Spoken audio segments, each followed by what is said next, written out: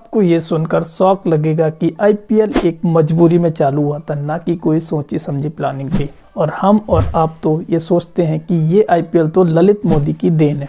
ना जी ना, ऐसा बिल्कुल नहीं है। इसके पीछे असली हाथ किसका है? सुभाष चंद्र जी का। जी हाँ, जी मीडिया के मालिक। और इसकी स्टार्टिंग हो गई थी 1978 में। जी हाँ, वो कैसे, जानने की कोशिश करेंगे इस वीडियो में आगे। तो ये घटना है 1978 की, जब क्रिकेट धीरे धीरे पॉपुलर हो रहा था दुनिया भर में।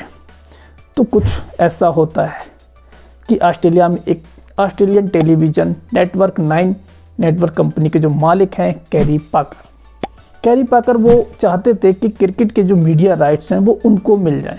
तो उन्होंने आईसीसी में अप्लाई किया। एक बार नहीं, कई बार अप्लाई किया, लेकिन हर बार आईसीसी ने उन्हें हर बार मना कर देती थी। और वो कहती थी कि आपको एक्सपीरियंस नहीं है, इसलिए हम मीडिया राइट आपको नहीं दे सकते।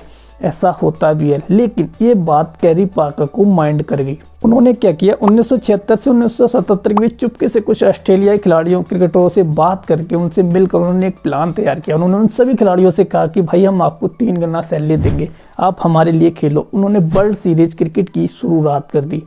इससे आईसीसी को बहुत बड़ा झटका लगा। ये तो एक कंपटीटर आ गया मार्केट में, एक कंपटीशन बढ़ जाएगा।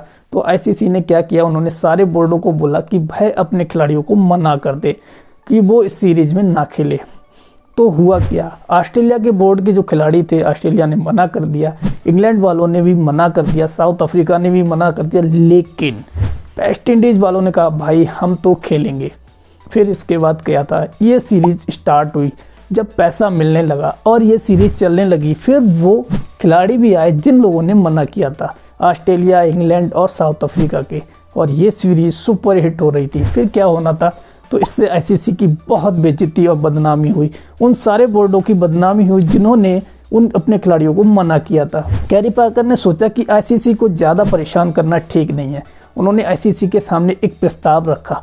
उन्होंने कहा भाई जो भी मीडिया राइट्स हैं वह आप मुझे दे दो, और जो इस लीग में खिलाड़ी खेले हैं उनको आप वापस ले लो, और किसी भी प्रकार का प्रतिबंध नहीं लगाएंगे।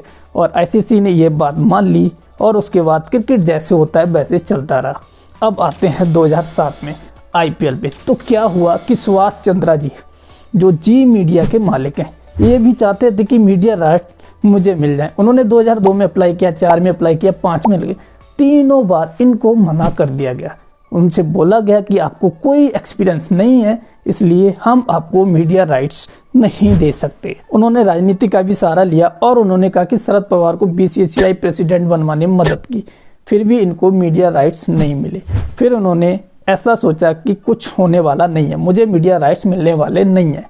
फिर क्या हुआ, 2003 से T20 क्रिकेट आ गया और ये पॉपुलर हो रहा था। अब आते हैं 20 मैच पे। जब आईसीसी ने 2007 T20 वर्ल्ड कप लॉन्च कर दिया, तो सुभाष चंद्र को लगा कि ये बड़ा अच्छा मौका है, क्यों ना मैं अपना खुद का एक लीग स्टार्ट कर दूं। उन्होंने बिना सोचे समझे, बिना प्लानिंग के अपनी लीग ICL अनाउंस कर दी। भाई हम ICL लॉन्च कर रहे हैं। अब बीसीसीआई को पता चला ये ऐसा करने वाले हैं, तो बीसीसीआई को वो बात याद आ गई कि कैरी पाकर वाली घटना। तो बीसीसीआई ने क्या, तुरंत एक्शन लेते हुए आईसीसी और सारे क्रिकेट बोर्डों को बोल दिया कि भाई अपने यहाँ के खिलाड़ियों को बोल दें कि कोई भी खिलाड़ी इस लीग में हिस्सा ना ले, और अपने सभी खिलाड़ियों को फ़ोन करके बोल दिया कि वो लोग भी इस लीग में ना खेलें। वैसे भी इंडिया में क्रिकेटरों को काफ़ी अच्छा पैसा मिलता है, तो इंडियन क्रिकेट ने हिस्सा नहीं लिया। फिर क्या हुआ कि इनके पास खिलाड़ी तो आ रहे हैं, ब्रायन लारा, इजमाम उल हक जैसे पुराने खिलाड़ी और कुछ डिस्ट्रिक्ट लेवल के खिलाड़ी जिनको कोई जानता नहीं था। फिर सुभाष चंद्र जी ने क्या किया, उन्होंने बांग्लादेश और पाकिस्तान के खिलाड़ियों को बुला लिया। ये देश थोड़े हालत के मारे गरीब देश, तो पैसों के लिए बहुत सारे खिलाड़ी आ गए। अब बीसीसीआई को लगा भाई इनके पास तो खिलाड़ी भी आ गए।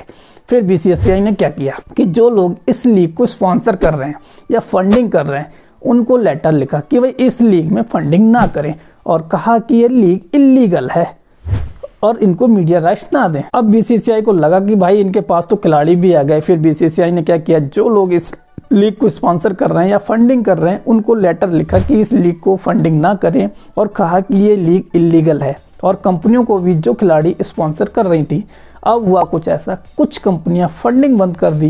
तो इसके लिए सुभाष चंद्र जी कोर्ट गए और वह कोर्ट में केस जीती भी गए। जिससे उनको फ़ायदा हुआ। कुछ स्पॉन्सर और खिलाड़ियों का भरोसा हो गया और जिससे इनके पास ठीक ठाक पैसा भी आ गया और खिलाड़ी भी आ गए और इन्होंने अपना काम शुरू कर दिया।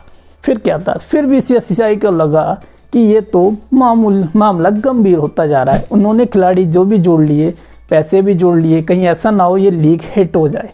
अगर ये लीग हिट हो जाती है तो फिर दिक्कत हो जाएगी। अब बीसीसीआई ने क्या किया, रातों रात एक मीटिंग अरेंज की आईसीसी और सारे ऑस्ट्रेलिया, इंग्लैंड और साउथ अफ्रीका जैसे बोर्डों के साथ, और उसमें एक फैसला लिया गया कि किसी भी देश की लीग को भी इलीगल नहीं माना जाएगा जब तक उस देश का क्रिकेट बोर्ड उसको मान्यता नहीं दे देता है।